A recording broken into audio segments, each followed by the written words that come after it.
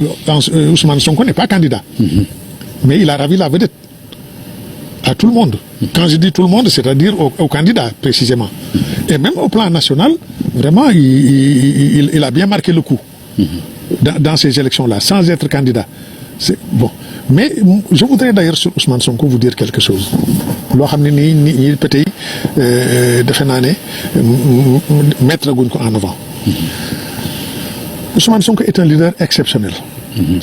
Exceptionnel laa wax je ne dis pas qu'il est, c'est pas un jugement de valeur waxuma ne il a un poids électoral que personne ne possède waxuma ne il est plus compétent que tout le monde. Exceptionnel bi danaa la wax fi ma ko wéer. C'est le seul fils de la Casamance bu ma xam man.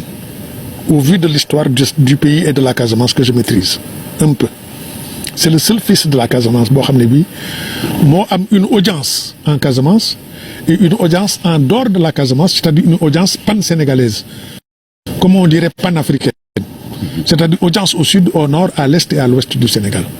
Dans le passé, on avait Émile Badiane, qui était une personnalité politique de grande envergure, mais audience Casamance. Hors de la Casamance, aucune audience. On avait aussi Assane Seck, personnalité de premier plan, audience Casamance. Hors de la Casamance, Bori Matam, monsieur amu fa woon benn audience. Bon, on avait des gens comme Ibou Diallo, Adama Diallo. On avait des gens comme Bassirou Cissé, audience en Casamance, mais hors de la Casamance, amuñu woon benn audience. Robert Sagna, Etienne Carvalho. Audience en Casamance. Hors de la Casamance, amuñ benn audience. Pour la première fois, un fils de la Casamance a une audience et en Casamance et en dehors de la Casamance.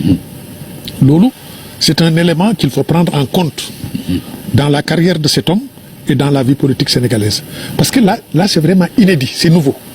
C'est vraiment nouveau. Li ma la wax c'est pas de comment on appelle ça encore, c'est pas une construction théorique, c'est-à-dire c'est la lecture de l'histoire de cette région-là. Moo tax nag il faut dire que à partir de ce moment il se distingue de tous ses prédécesseurs leaders politiques en Casamance et il a des atouts que ses prédécesseurs amuñ et par conséquent il a des aspirations qui lui paraissent à portée de main yaakaar naa ne dina ko mën a jot. Comme lan. Xanaa pour doon président de la République l'aspiration d'un homme politique l'ambition d'un homme politique mooy lan. moo tax ma laaj la ko. Voilà moo tax ma ne xanaa pour doon loolu mais dama ne am na atu yoo xam ne. ñi ko fi jiitoon ca Casamance amuñ ko ñoom ñëpp nag sauf que nag aussi il n'a pas que des atouts parce que am na ay handicap. Ah oui. Parce que moi je peux vous dire que il y a des milliers nationaux et des milliers étrangers qui ne veulent pas de Sonko. Oui, ça je vous le dis en connaissance de cause, des milliers nationaux et des milliers étrangers qui ne veulent pas de Sonko. Maintenant l'équation est la suivante: comment neutraliser Sonko? Waxuma rey de. Quand je dis neutraliser, c'est pas comme Barkhane qui neutralise les terroristes. Voilà. C'est-à-dire comment démocratiquement dominer Sonko, l'empêcher d'être président. Donc comment neutraliser Sonko sans casser le pays ni abîmer la démocratie.